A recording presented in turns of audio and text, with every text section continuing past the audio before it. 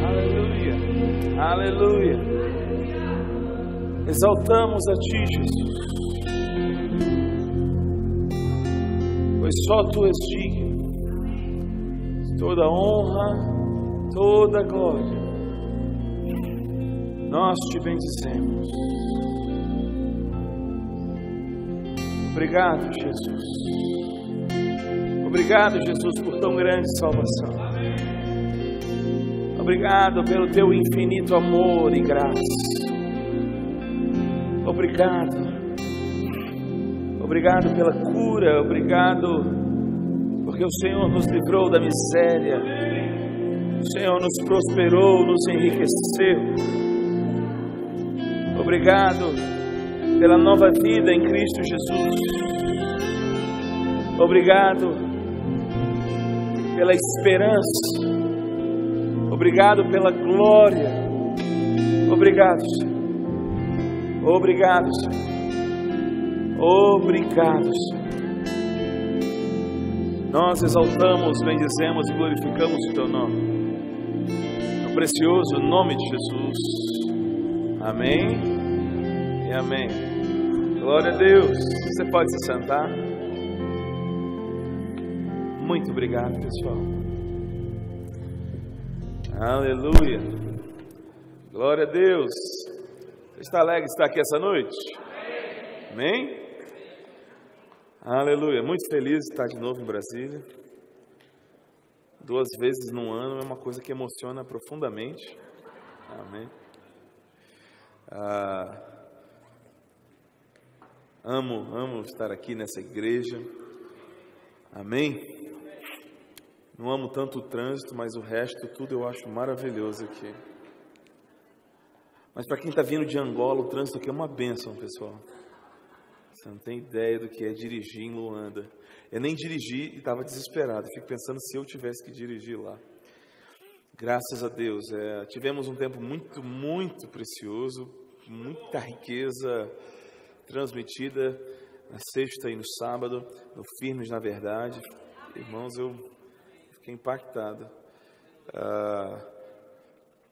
Esse material vai sair nos próximos dias. Deve estar disponível na Alumni. Então, se você não é Alumni, corrija isso rapidamente na sua vida. E se você nem sabe o que é Alumni é a Associação dos Graduados no Centro de Treinamento Bíblico Rema Brasil. Rema, a gente tirou o Brasil do nome. E se você ainda não fez o Rema, então faça rápido, para você ser Alumni. Amém, irmãos? Tem outros motivos para fazer o Rema, mas só para poder ser Alumni já é suficiente. A Alumni é realmente algo maravilhoso. Então, aconselho você a manter em dia lá tudo para você ter acesso à rede Alumni. Nesses dias do Firmes na Verdade, eu e Lucileia combinamos que íamos falar sobre a graça de Deus e pastor Joselito ia falar o que quisesse, né?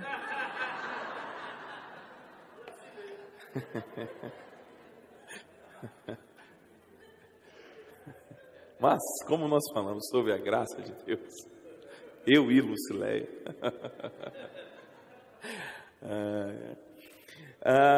uma coisa que eu fiquei procurando e consultando o Senhor qual era a hora de falar no evento, mas eu realmente não consegui. Eu queria compartilhar algumas coisas com você, que elas vêm a reboque do que nós falamos esse final de semana. Mas eu não vim no sábado, na sexta e no sábado. Tudo bem, você não vai ficar defasado. Mas estava consultando no meu coração a tarde toda. Eu até assisti uns jogos, tá, Rogério? Mas eu estava orando durante os jogos.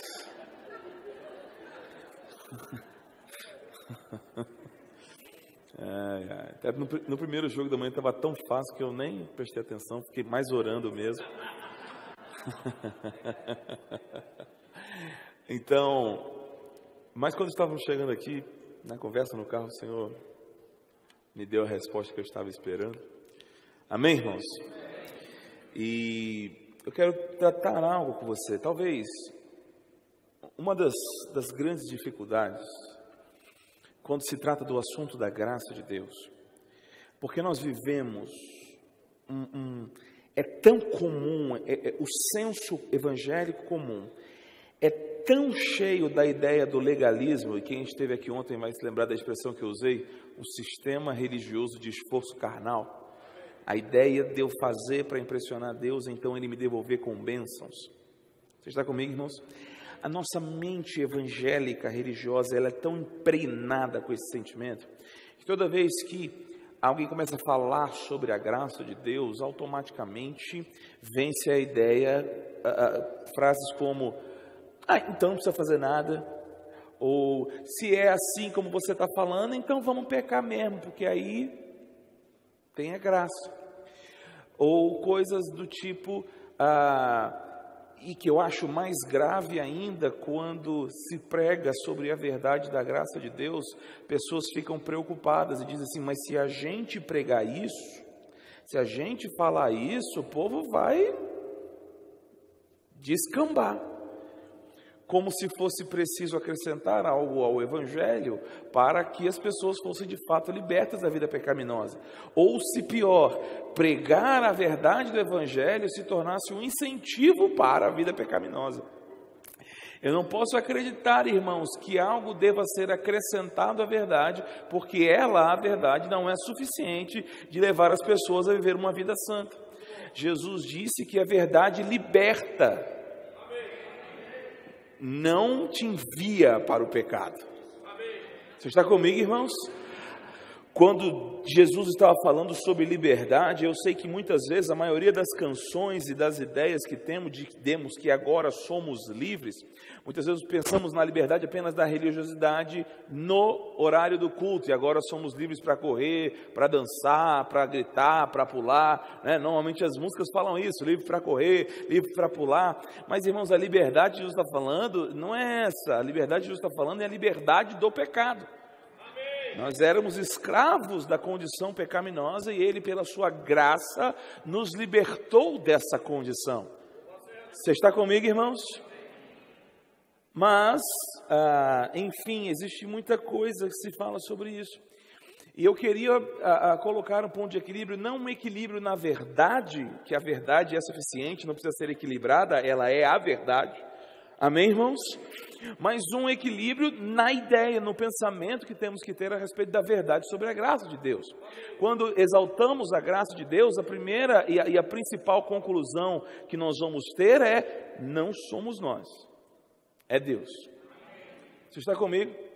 Não sou eu que trabalho, não vou merecer, não é pelos meus lindos olhos azuis que eu não tenho, não é pelo meu esforço que eu sou salvo, curado, abençoado, nada disso.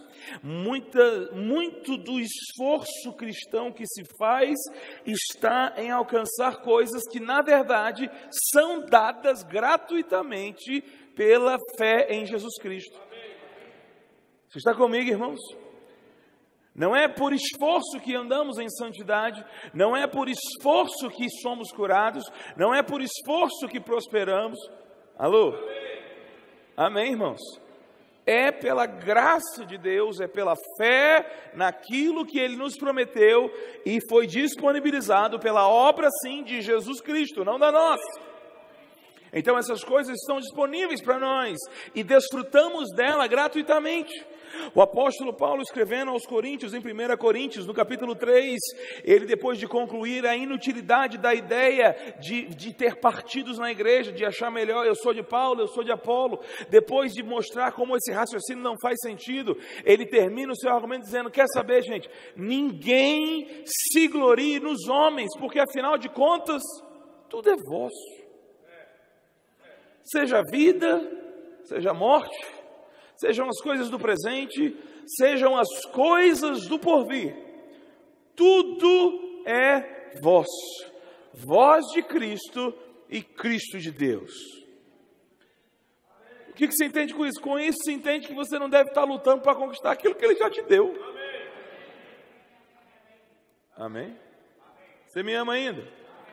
Mas, para aqueles que têm pensado, eu quero começar hoje com Romanos capítulo 6.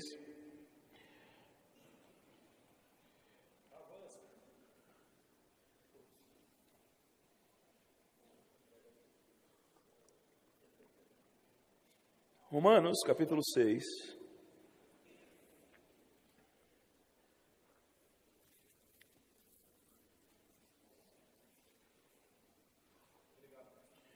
Versículo 1 diz assim: que diremos, pois? Você achou? Romanos 6:1 diz: que diremos, pois? Permaneceremos no pecado para que seja a graça mais abundante? Segura ele para cá. Essa ideia que surge de tempos em tempos quando alguém está pregando sobre a graça de Deus não é nova, surgiu já na época de Paulo.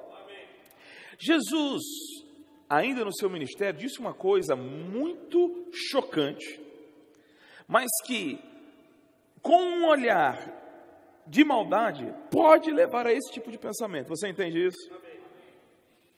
Certa vez Jesus entrou na casa de um homem, um fariseu, de um principal da sinagoga, e uma mulher derramou um nardo, um perfume caro aos pés de Jesus, e começou a beijar os pés de Jesus, e com o seu cabelo passar aquele perfume nele, e essa coisa toda. E aquele principal da sinagoga, aquele homem importante do judaísmo, ele olhou para Jesus e disse: se esse cara fosse mesmo profeta, ele ia saber que essa mulher que está aí beijando o pé dele é pecadora. Oh, aleluia! Isso é profeta nada. E a Bíblia diz que Jesus, operando no ministério profético e conhecendo os pensamentos daquele homem, disse: irmão, deixa eu te falar uma coisa. Um homem tinha 2 servos, um tinha uma dívida gigantesca e o outro tinha uma dívida bem pequena. E o homem foi e perdoou os 2. Qual ele ama mais? E Simão disse: com certeza o que tinha a dívida maior. Porque o perdão para ele foi maior do que o perdão ao outro que tinha uma dívida pequena. E Jesus disse: pois bem, você falou certo. A quem muito se perdoa é porque muito se ama. Jesus disse. Aí Jesus falou assim: pois bem, eu entrei na sua casa e você não me deu água, mas ela derramou perfume no meu pé. Você nem me cumprimentou, mas ela não para de beijar os meus pés. Pois eu vou dizer, os muitos pecados dela serão perdoados, porque ela amou muito. E eu vou te dizer uma coisa, Simão: aonde for pregado o evangelho, ela vai ser exaltada, e isso vai ficar em memória dela. Amém? Mas algum desavisado pode pensar: então já saquei. O macete com Deus é pecar muito. Porque aí ele perdoa muito. Perdoando muito, eu sou mais amado. A pregação de Paulo parecia que levava para o mesmo raciocínio. Afinal de contas, ele está aqui evocando essa pergunta retórica. Ela não nasce do acaso. Ela existia no palavreado das pessoas. Você está comigo, irmãos? Paulo está defendendo sua pregação aqui.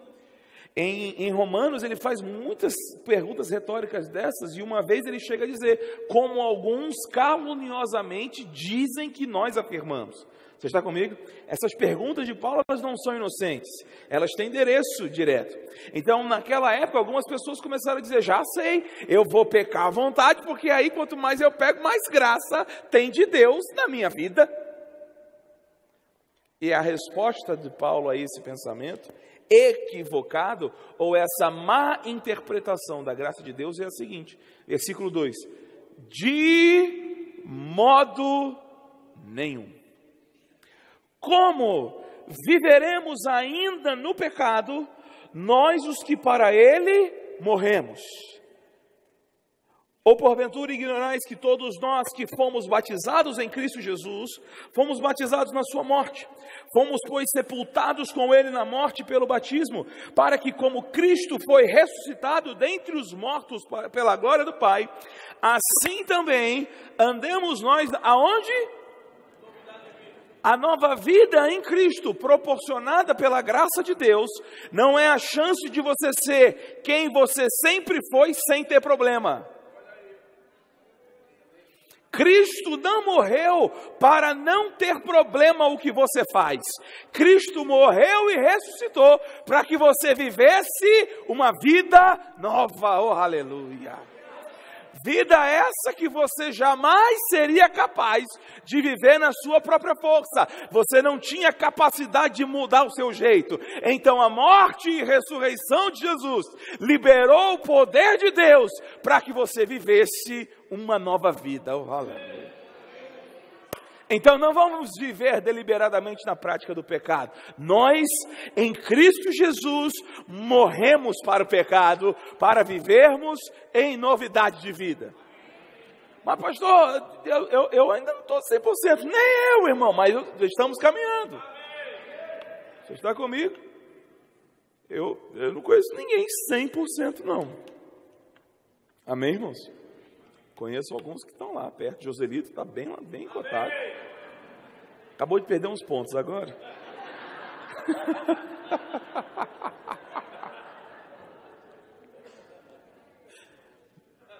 Mas estamos caminhando e a graça proporcionou essa possibilidade de vivermos cada dia mais livres daquilo que nos aprisionava.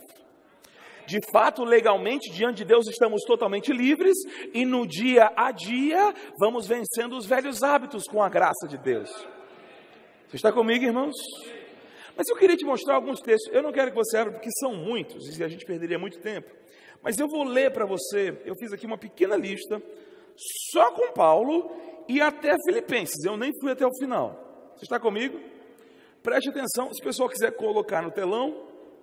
O primeiro deles é Romanos capítulo 12, versículo 17 e 18. Romanos 12, 17. Não precisa abrir, gente, que vai ser muito. Não torneis a ninguém mal por mal. Agora, olha a palavra que vem. Esforçai-vos por fazer o bem perante todos os homens. Se possível, quando depender de vós, tende paz com todos os homens. Romanos 15, 20 diz assim: esforçando-me deste modo por pregar o evangelho não onde Cristo já for anunciado, para não edificar sobre o fundamento alheio. 2 Coríntios capítulo 5, versículo 9 e 10 diz assim: é por isso que também nos esforçamos, quer presentes, quer ausentes, para lhe sermos agradáveis, porque importa que todos nós compareçamos perante o tribunal de Cristo, para que cada um receba segundo o bem ou o mal que tiver feito por meio do corpo. Gálatas, capítulo 2, versículo 10, recomendando-nos somente que nos lembrássemos dos pobres, o que também eu me esforcei por fazer. Efésios capítulo 4, versículo 3 diz: esforçando-vos diligentemente por preservar a unidade do Espírito no vínculo da paz. Filipenses capítulo 2, versículo 16 diz: preservando a palavra da vida, para que no dia de Cristo eu me glorie de que não corri em vão, nem me esforcei inutilmente. A palavra da graça não é contrária a esforço, é contrária a mérito.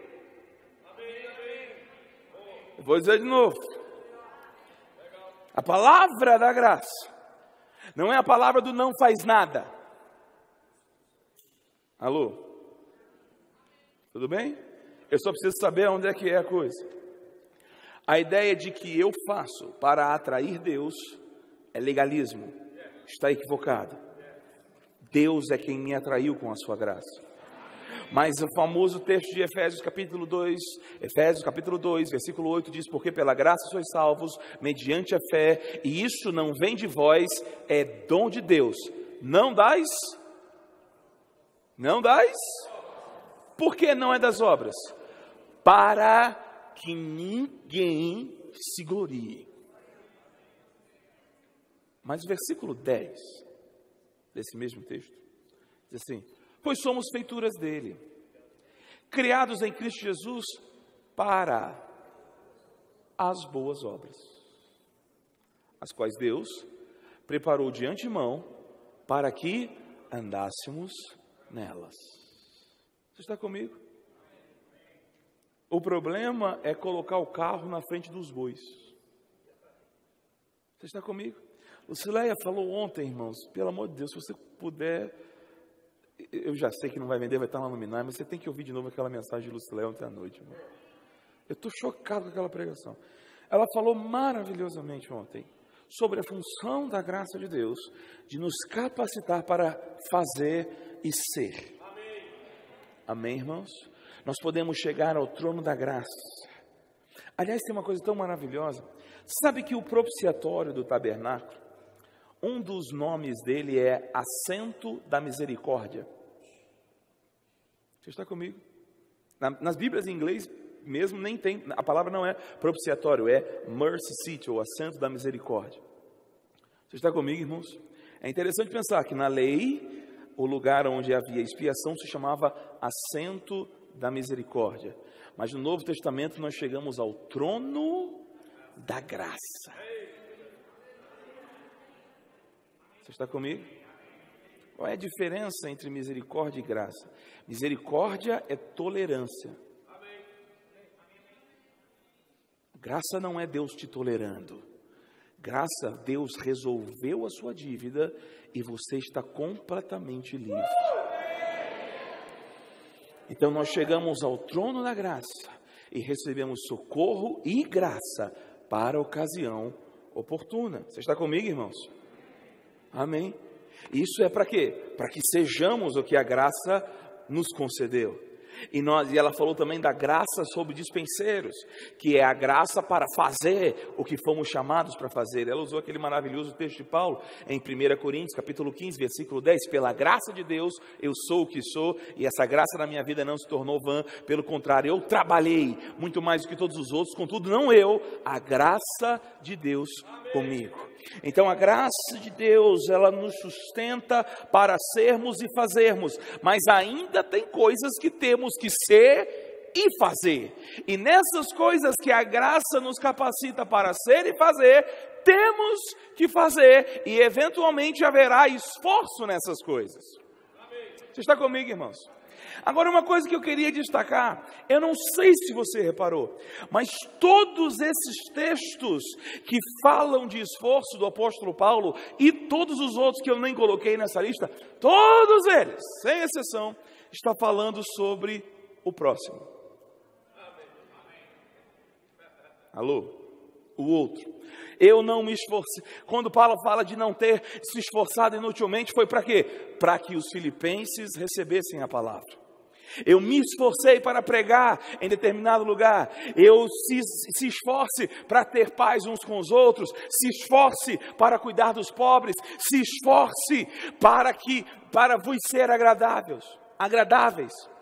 Todo o esforço cristão não está direcionado nem a Deus, nem para que as coisas de Deus venham para mim. Tudo que Deus me dá, Ele me dá de graça. Ele me dá pela fé. Irmão, não tem preço que eu pague para ser abençoado por Deus. Ele me abençoou de graça e eu desfruto de todas as bênçãos pela fé. Alô? Você jamais vai merecer uma bênção. No que nos esforçamos? Nos esforçamos pelo próximo. Nos esforçamos pelo irmão. Nos esforçamos pelos outros. Por quê? Porque esse tipo de obra Deus preparou de antemão para que nós andássemos nela.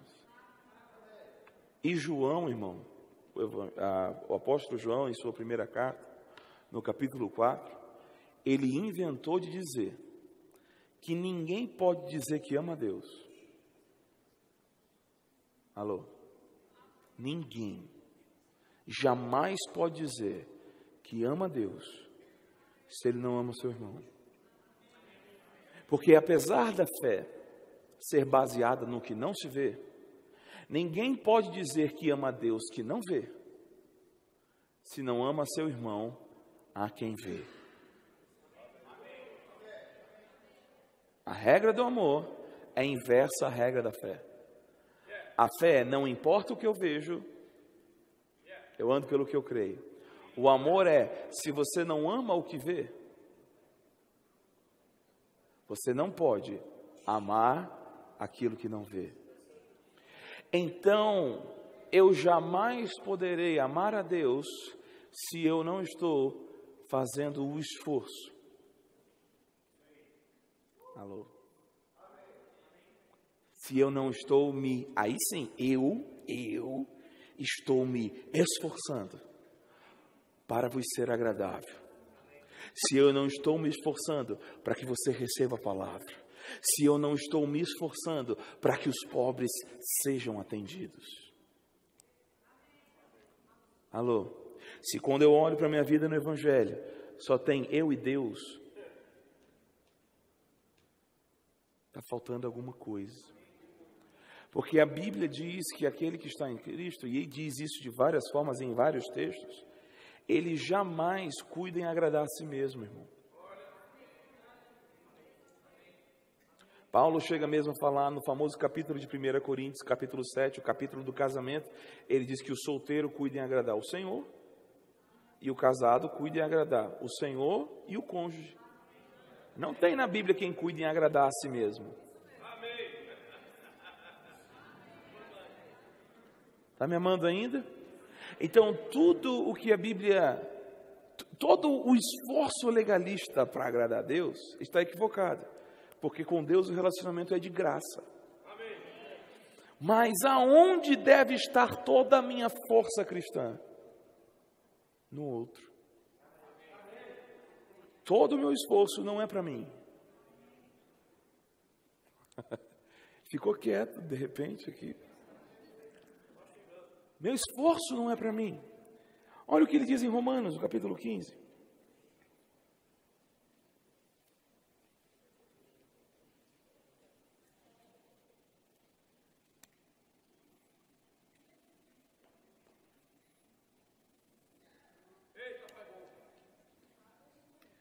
Romanos, eu acho que é 15, mas deixa eu conferir aqui.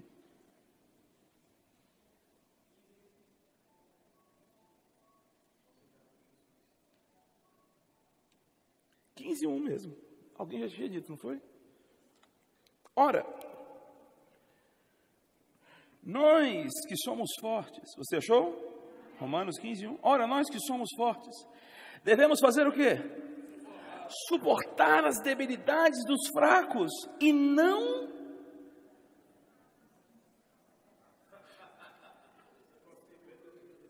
sumiu a voz dos irmãos. Alô? Lembre-se que essa crença aqui é baseada em Jesus de Nazaré. Amém. Você está comigo, irmãos? Lembre-se de que ele disse, eu desci do céu. Não foi para fazer minha vontade. Amém. Alô? Ele disse que o maior no reino dos céus é aquele que vos serve. Assim como eu, o Filho do Homem, que desci do céu, não para ser servido, mas para servir e dar a minha vida em resgate de muitos. E João depois diz, nisto consiste o amor, não em que nós tenhamos amado a Deus, mas em que Ele nos amou primeiro e enviou o Seu Filho em resgate de muitos. Ora, amados irmãos, se Deus nos amou dessa forma em Cristo, devemos, nós também, amar da mesma forma os nossos irmãos. Como é que Ele nos amou? Ele nos amou dando a sua vida. Ele nos amou morrendo por nós. A primeira vez, e o texto que mais me chama a atenção, das várias vezes que Jesus disse isso, que desceu para servir e não para ser servido, é Mateus capítulo 20. Eu já devo ter pregado sobre isso aqui. Mas é interessante porque o Tiago e João, eles chegam com a mãe pedindo o direito de sentar à direita e à esquerda de Jesus. E Jesus vinha falando sucessivamente que estava a ponto de ir para a cruz. Jesus vinha dizendo que ia morrer. Se você ler o texto, essa conversa de Tiago, João e a mãe começa no versículo 20. Se você ler o texto anterior, Jesus anuncia que vai para Jerusalém e vai morrer. E quando eles pedem a posição de destaque no reino de Cristo, Cristo oferece o preço. Qual é o preço? Você está pronto para beber o cálice que eu estou para beber? O preço da grandeza no reino de Deus é a disposição de morrer por outro. Você está comigo, irmãos? É a disposição de morrer por outro que não eu. Porque a minha vida, Ele resolveu de graça. Você está comigo, irmãos? Mas uma vez salvo de graça, eu me tornei agora responsável e devo trabalhar para que essa graça que me alcançou, alcance outro de graça. Lembre-se que a graça que te alcançou, ela surgiu para nós mediante um imenso preço de Jesus. Você está comigo, irmãos? Então talvez haja aí sim um preço para que você leve a graça que você recebeu de graça. Você está comigo, irmãos? Um preço de esforço, de dedicação, talvez de sofrimento, de anular a si mesmo com certeza, de não buscar os próprios interesses, de não se colocar em primeiro lugar, de dormir tempos a menos, de se esforçar, de se dedicar, de ser mal compreendido, de ser perseguido. Tudo isso continua valendo no Evangelho, irmão. E tudo isso acontece quando a gente inventa de obedecer a Deus e estender a mão para o próximo. Mas ainda assim, esse é o preço necessário para o destaque no reino vindouro. Se existe o desejo de alcançar uma coroa, se existe o desejo de reinar durante o milênio com Cristo, tem que haver o desejo de se esforçar por quem não merece. O livro de Gálatas nos mostra 3 objetivos do nosso esforço. Vá comigo lá, Gálatas capítulo 6.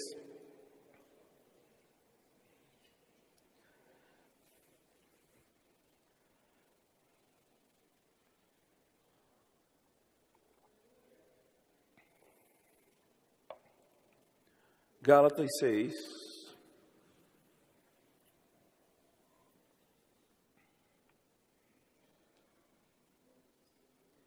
Você achou?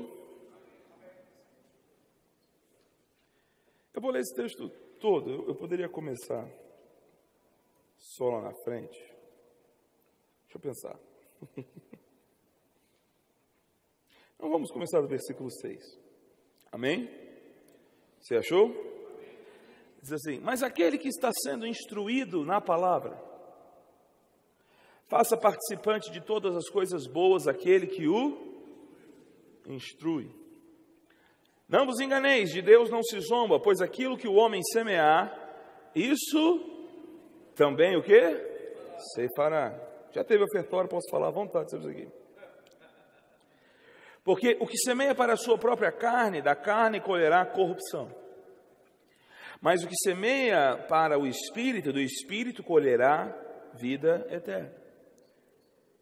Versículo 9. E não nos cansemos de fazer o bem, porque a seu tempo nós ceifaremos, se não desfalecermos nessa obra de fazer o bem.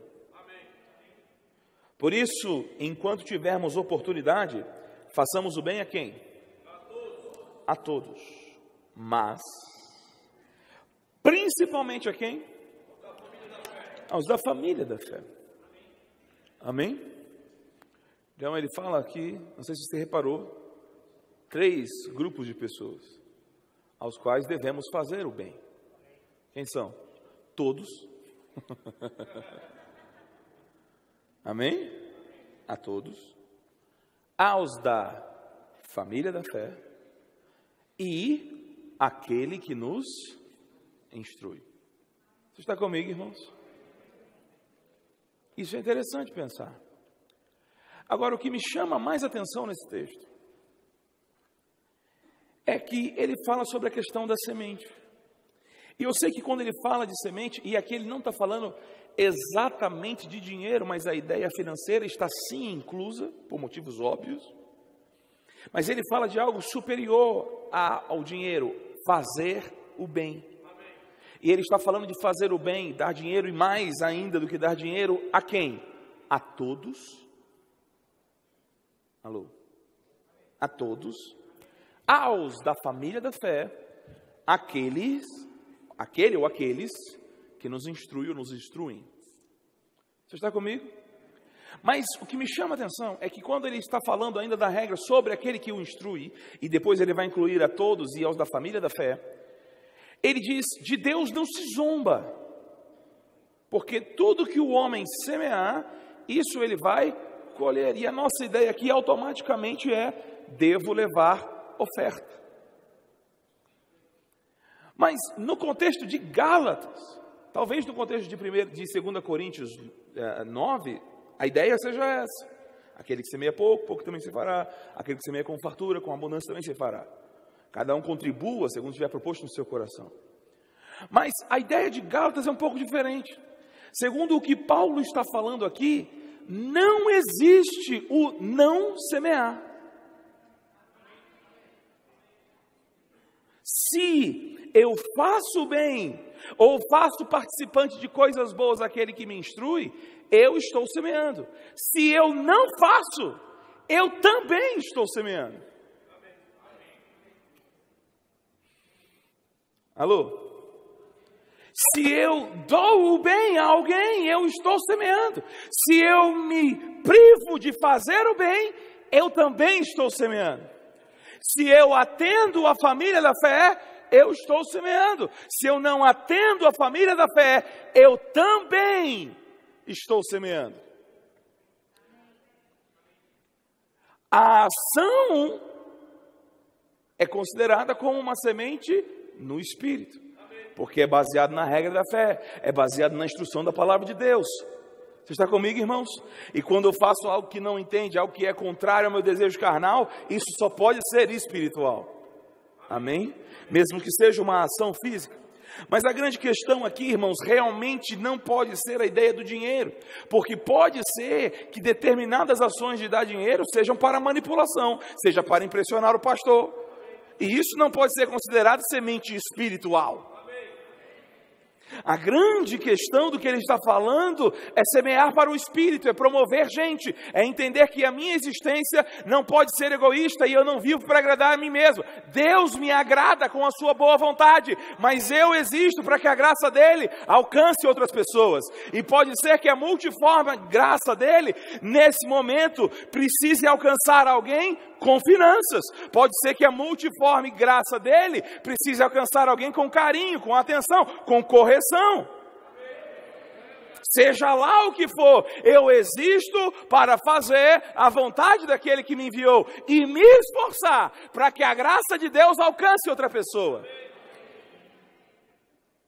E eu vou atender, em primeiro lugar, a todos.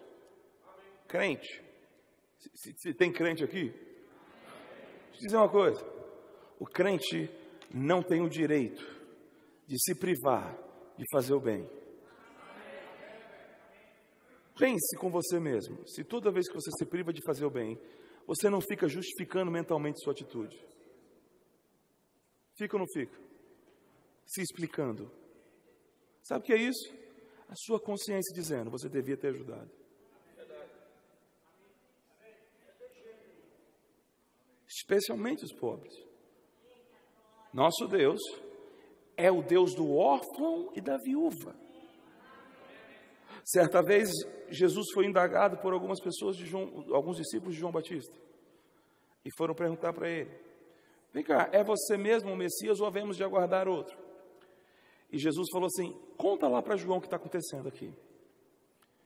Aí olha a prova de que Jesus era o Messias e o Evangelho era verdadeiro. Os cegos veem, os surdos ouvem, os coxos andam, os mortos são ressuscitados, e aos pobres é anunciado o Evangelho. Você está comigo, irmãos? O Evangelho é dos pobres. ou é para os pobres, para livrar o homem dessa condição. Claro que podemos entender que o homem às vezes é espiritualmente miserável e o Evangelho vai livrá-lo dessa miséria também. Eu estava conversando essa semana com umas pessoas lá em Angola, irmãos, e lá em Angola você não tem como disfarçar da miséria, você não tem como fugir dela. Ela é jogada na sua cara de forma muito agressiva. Você está comigo? Sim, você acha traços de riqueza lá, mas você tem que procurar muito. A miséria, ela é estancada a missionária que está lá, a Leide, ela tem um trabalho social e ela atende algumas crianças e ela escuta algumas crianças. E ela começou a contar algumas crianças e eu fiquei pensando, meu Deus, a miséria. Eu vou dizer uma coisa. Se tem uma coisa que me irrita naqueles que não concordam na palavra da fé, é achar que de alguma forma a miséria pode ser de Deus. Nada é mais satânico e diabólico do que a miséria, irmão. Você está comigo? Eu não estou falando de níveis de pobreza, de classe C, porque tem muita preguiça aqui, tem muita responsabilidade, tem muita atitude errada. Você está comigo, irmãos? Eu estou falando da miséria. Nada é mais diabólico. É só você olhar as coisas que cercam a vida dos miseráveis e você vai ver que tem que ser o diabo nesse negócio.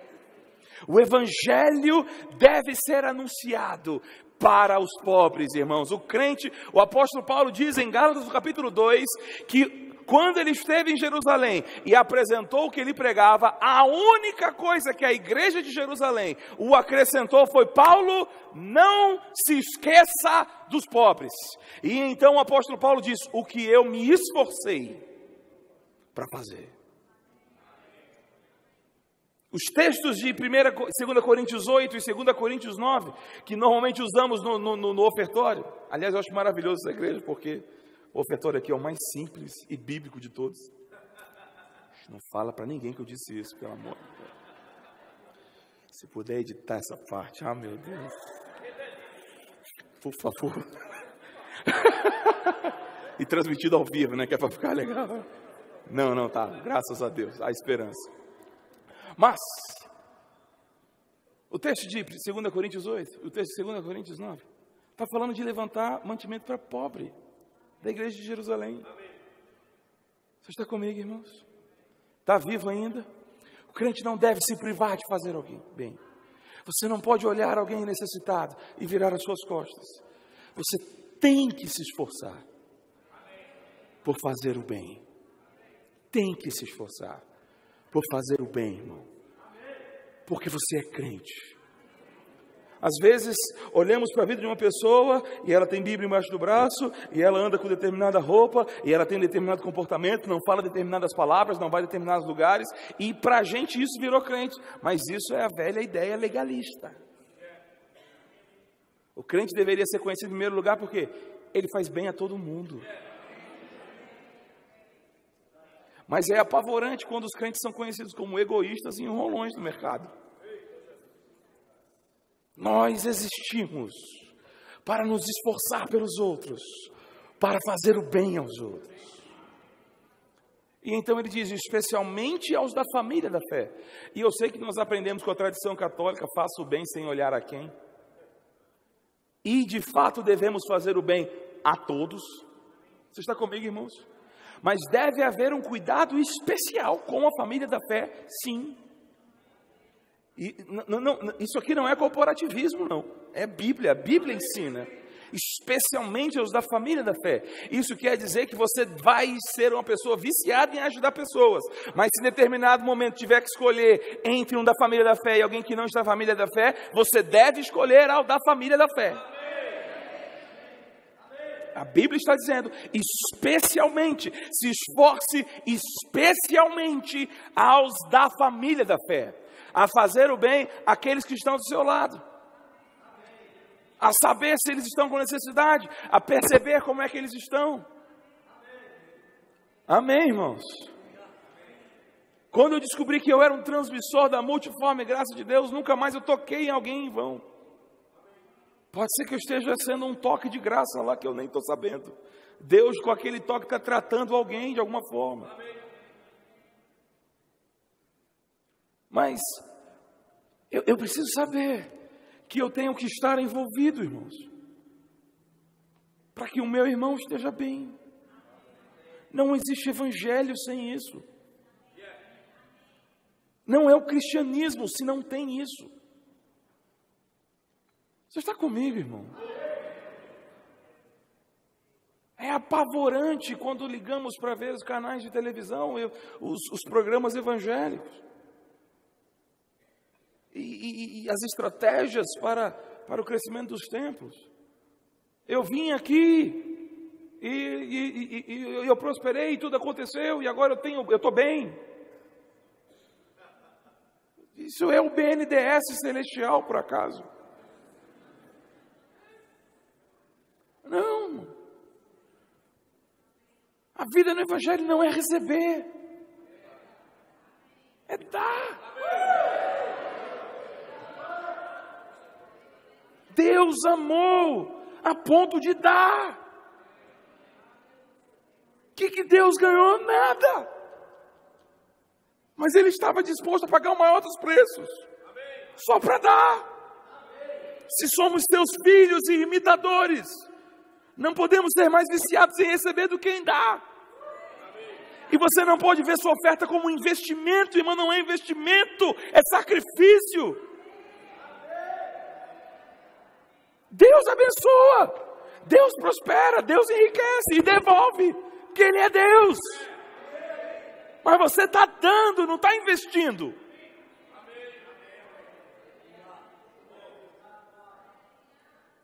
Você é melhor colocar seu dinheiro na taxa Selic, sei lá, no Tesouro Direto, na bolsa. Mas eu preciso saber, a minha fonte e o meu sustento é o Senhor. O que eu tenho é para dar. Olha o que Paulo diz: aquele que furtava, não furte mais. Antes, trabalhe, fazendo com as mãos o que é bom. Para quê? Para que tenha com que acudir ao necessitado. Você ouviu o que Paulo disse? Não trabalho para enriquecer, eu trabalho para ter com que acudir ao necessitado.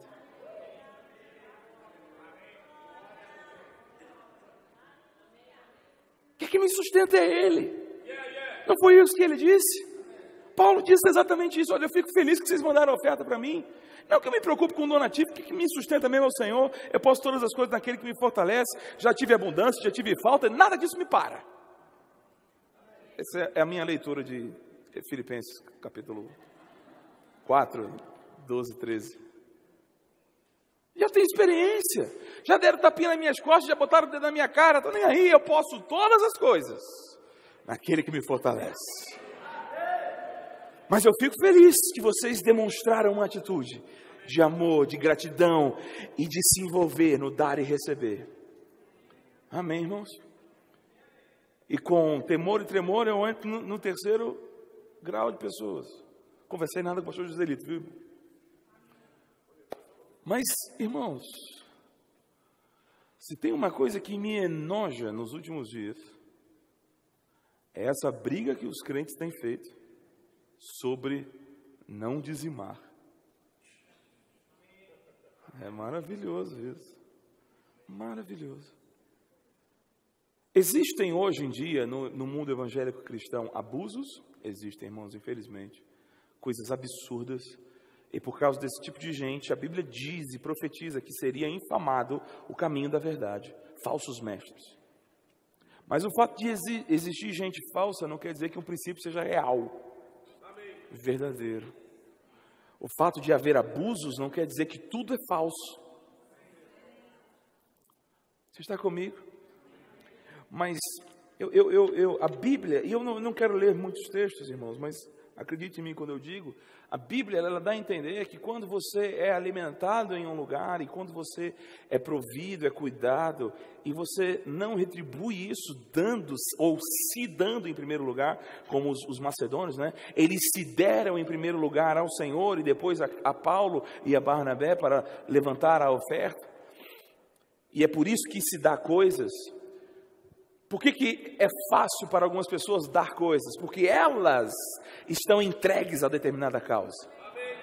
Quando às vezes você vê determinadas pessoas que estão vivendo em condições horrorosas e você pensa, né, eu estava lá na África conversando com Leide, ela está vivendo na capital e ela está cansada da capital, ela quer ir para o interior, sofrer lá com o povo. Que explicação você tem isso? A questão é, ela se deu primeiro, ela está entregue. Ir para esse lugar e sofrer e dar coisas e dar de si mesmo é um detalhe, porque ela já se deu. Mas quando estamos envolvidos num lugar onde somos supridos, nós devemos nos dar a esse lugar a ponto de dar coisas ser fácil. Porque é de um egoísmo absurdo receber, ser alimentado, ser suprido, tenho tudo, graças a Deus, obrigado, se vira aí, lindão. Sobre a questão financeira, que eu nem queria entrar tanto nisso, eu só queria que você pensasse comigo uma coisa muito simples. Toda e qualquer fonte de riqueza que qualquer pessoa tem, todas elas têm a sua fonte primária em Deus. Como assim? Seja lá com o que você trabalhe, você vai puxando a linha da lógica do que você trabalha, você vai chegar em Deus. Você está comigo? Eu trabalho na lavoura. Quem criou as coisas? Quem criou a lavoura? Foi eu que plantei. Quem criou a semente? Eu trabalho com gado. Você está comigo? Amém? Mas eu trabalho com RH. Pois bem. Quem criou as pessoas? Eu trabalho com computador. Quem criou o silício, querido? Você está comigo? Até Rogério, que trabalha com cachorro. Deus criou o cachorro. Estou tentando melhorar. Amém? Você está comigo? A água que lava os cachorros. O aço que faz a lâmina para podar os cachorros. É podar que fala? Não, né? Tosar. Eu achava que cortava um pedaço da pata para crescer mais.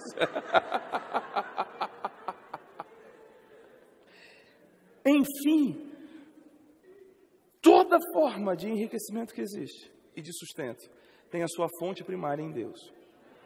Só existe um trabalho estabelecido sobre a terra que não rende dinheiro nenhum. Só existe um. É o trabalho sacerdotal. Talvez você fale, mas professor também. Não, professor vende a sua aula. Ele recebe um salário pela sua aula. O ministro do Evangelho, a ideia é que ele faça de graça. Ele não tem o direito de cobrar. Ele não tem o direito de vender o seu trabalho. Você está comigo, irmãos? Mas o pastor tem salário. Não, o pastor tem prebenda. Nem a lei permite o pastor ter salário. O pastor tem prebenda, que é estabelecido pela própria igreja. Você está comigo, irmãos? Está vivo ainda? Então, qual é a ideia de Deus? Deus é a fonte da sua riqueza. Amém? Deus te dá força para adquirir riqueza. E Deus ainda seleciona pessoas sobre a terra que vão trabalhar de graça para você ter a força para se manter física e naturalmente, mas vão trabalhar para que você se mantenha também espiritualmente. É isso que Deus fez. Você está comigo, irmãos? Então Deus colocou a fonte da sua riqueza, te fortalece para enriquecer e cuida para que você seja edificado espiritualmente, plantando pessoas que foram separadas por Ele para não trabalhar para si, mas para os outros. Você está comigo? E o que Deus ensina? Aquele que está sendo instruído na palavra, já que a sua fonte de riqueza é de Deus e Deus colocou alguém no mundo para te instruir, faça ele participante de coisas boas, porque afinal de contas ele existe para você. Então, quando eu tenho coragem de ouvir a palavra e não tenho coragem de fazer o bem àquele que está me instruindo, isso é um nível de egoísmo e maldade absurdo. Isso é semear para a carne. Você está comigo, irmãos? Então seja a todos, seja os da família da fé, seja aquele que me instrui. O foco do meu galardão está em me esforçar por eles. O esforço no Evangelho, irmão, não é para si mesmo. Você está comigo? E eu sei que eu estou pregando para uma plateia, uma igreja que sabe receber isso, que não precisa ser iludida com falsas promessas. Você está comigo, irmãos? Senão, não recebe. Mas a grande verdade do Evangelho, irmãos, é que a minha força não pode ser na minha direção. Essa é a grande questão do Evangelho. Para mim, Ele dá de graça. Mas, eis-me aqui, Senhor, para que outro possa receber de graça, através de mim, através da minha vida. Paulo chega a escrever para os Coríntios: pois eu já me gastei e me deixarei gastar em prol da vossa alma. Se deixe gastar, irmão. Se esforce. Se esforce mesmo. Aí é você mesmo que vai se esforçar. Você vai batalhar. Você vai lutar. Para quê? Pelo outro. Por quem está do seu lado. Seja a sua família, seja a família da fé, seja quem te instrui, seja todos. Se esforce por alguém que não é você.